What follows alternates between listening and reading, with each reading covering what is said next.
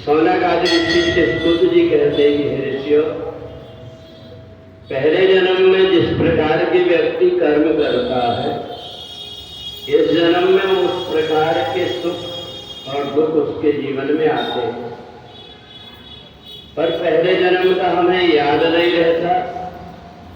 यदि हम अपने जीवन में कई प्रकार की परिस्थितियों से परेशान हैं, तो भगवान शिव का पूजन एक ऐसा है जो कि होनहार रहती है, उसको भी मिटा सकती है। भावी मेट सके त्रिपुरारी।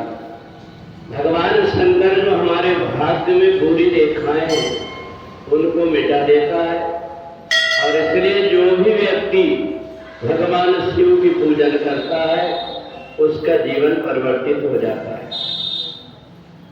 चंद्रकेतु नाम का राजा था। राजा के यहाँ सब प्रकार से सुख सुविधा थी, पर उनके 4 बेटे थे। 4 में से जो बड़ा बेटा था, बड़ा कुकर्मी था, शराब पिया करता था, जुआ खेला करता। राजा बड़े परेशान हो गया। धीरे धीरे करके धर्म नष्ट होने लगा। घर का जितना धन था वो भी समाप्त होने लगा। आसपास भी प्रजा राजा को दोष देने लगी। राजा बड़ा दुखी हुआ, मन में विचार किया, अपने गुरुदेव से पूछा कि गुरुदेव, ऐसा लग रहा है कि मेरे को सब कुछ छोड़ करके और जंगल में चले जाना चाहिए।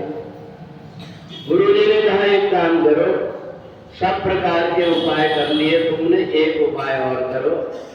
श्रावण का महीना आ रहा है और इसमें भगवान शिव की पिंडी जैसी भी मिलती हो, मिट्टी की मिलती हो, पत्थर की मिलती हो, धातु की मिलती हो, उस पिंडी को लेकर के और भगवान शिव के ऊपर 108 बार ओम नमः शिवाय बोल करके जल की धार छोड़ो। भगवान शिव की कृपा से अपने आप तुम्हारे दुख दारिद्र दूर हो जाएंगे।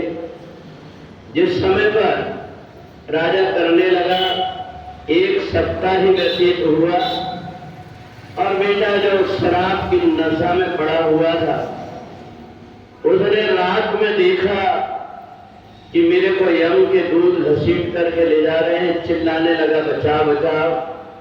माँ दौड़ करके आई, पूछी क्या बात है? बोले मैंने ऐसा ऐसा देखा।